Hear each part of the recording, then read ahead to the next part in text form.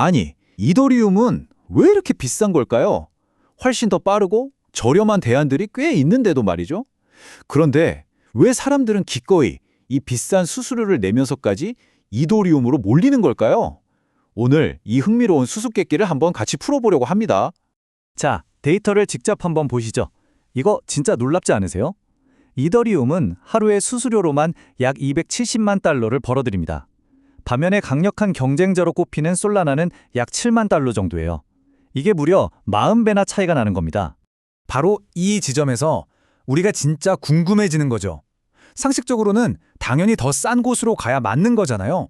그런데 도대체 왜 사람들은 기꺼이 이 비싼 비용을 감수하는 걸까요? 그 이유를 지금부터 하나씩 파헤쳐 보겠습니다. 자, 첫 번째 이유는요. 생각의 틀을 좀 바꿔보는 데서 시작합니다. 이 높은 수수료는 이더리움의 결함이나 버그가 아니라 오히려 그 엄청난 수요를 증명하는 하나의 특징이라는 거죠. 생각해보세요. 결국 사람들이 몰리는 곳에 가치가 생기는 건 당연하잖아요. 그러니까 핵심은 이거예요. 사용자들이 그냥 돈을 허투루 쓰는 게 아니라는 겁니다. 암호화폐 세계에서 가장 중요하고 또 가장 큰 돈이 오가는 경제활동의 중심지, 바로 그 이더리움 네트워크에 접속하기 위해서 기꺼이 돈을 내고 있는 거죠. 그러니까 이 수수료는 그 가치에 대한 입장권 같은 셈이죠. 이런 경제적인 중심지로서의 매력은 개인 사용자들뿐만 아니라 아주 큰 손들, 그러니까 거대 기업이나 기관 투자자들까지 끌어당기고 있습니다.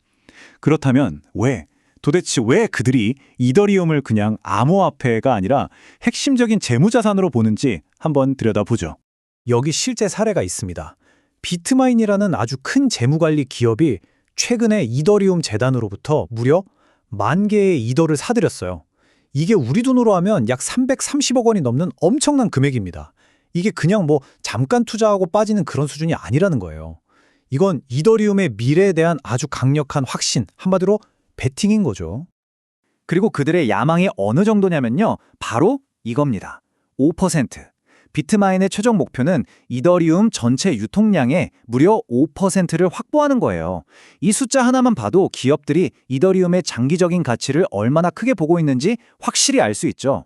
여기서 아주 재미있는 개념이 하나 나오는데요. 바로 고정 공급량이라는 겁니다.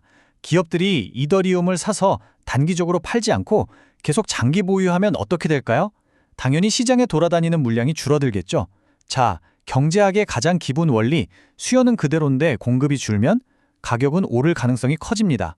이게 바로 기업들이 그리는 큰 그림, 진짜 전략인 겁니다. 자, 그런데 기관들이 이더리움을 믿는 이유가 이것뿐만이 아닙니다. 또 다른 아주 중요한 이유가 있는데 그건 바로 위기 상황에서 보여준 정말 놀라운 회복 탄력성이에요. 이건 그냥 말로만 우리는 튼튼하다가 아니라 실제 행동으로 증명된 겁니다.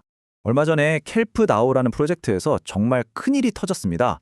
거의 3,800억 원에 달하는 대규모 해킹이 발생한 건데요.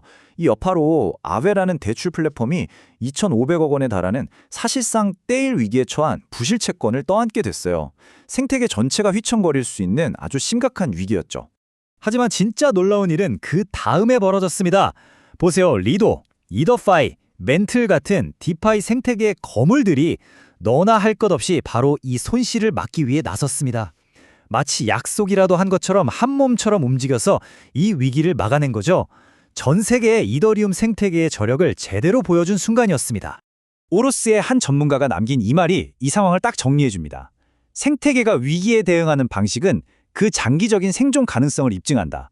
그러니까 이 사건은 이더리움을 약하게 만든 게 아니라 오히려 기관들한테 여기는 진짜 백이구나 하는 확신을 제대로 심어준 계기가 된 거죠. 물론 뭐든지 좋은 면만 있을 순 없겠죠. 균형 잡힌 시각도 중요합니다. JP모건 같은 월가의 전통적인 거물들은 이런 해킹 사건이 자꾸 반복되면 결국 기관들이 디파이 시장 자체를 떠날 수도 있다, 이렇게 경고하기도 합니다. 분명히 이런 리스크는 존재한다는 점, 이것도 우리가 알아둬야 할 부분입니다. 자, 그럼 이제까지 이야기한 것들을 한번 싹 모아서 최종 정리를 해볼까요? 이더리움의 비싼 수수료, 기업들의 신뢰, 그리고 위기 대응 능력까지 이 모든 걸 종합하면 어떤 그림이 그려질까요? 솔라나 같은 네트워크는요, 빠르고 저렴한 걸 최우선으로 해요. 뻥 뚫린 고속도로 같죠. 반면에 이더리움은 최고의 보안과 가장 활발한 경제활동이 일어나는 중심지에 접근할 수 있는 프리미엄을 제공합니다. 이건 어디가 더 좋냐 이런 문제가 아니에요. 내가 무엇을 원하느냐에 따른 선택의 문제인 거죠. 이걸 이렇게 생각해 보시면 아주 쉬워요. 바로 디지털 부동산입니다. 이더리움의 높은 수수료는요, 서울의 강남이나 뉴욕 맨해튼에 살기 위해 내는 비싼 월세 같은 거예요. 가장 안전하고 기회가 넘쳐나는 그 핵심 지역에 들어가기 위한 어찌 보면 당연한 비용인 셈입니다. 자, 마지막으로 여러분께 이 질문을 하나 던지면서 마무리하고 싶습니다. 앞으로 다가올 인터넷의 미래, 이 디지털 세상에서 진정으로 가치 있는 것은 과연 무엇일까요? 그냥 가장 저렴한 땅일까요? 아니면 모두가 모여들고 가장 안전하게 보호받는 시끌벅적한 중심지에 있는 땅일까요? 이더리움의 높은 수수료는요, 바로 이 질문에 대한 아주 명확한 대답을 우리에게 보여주고 있는지도 모릅니다.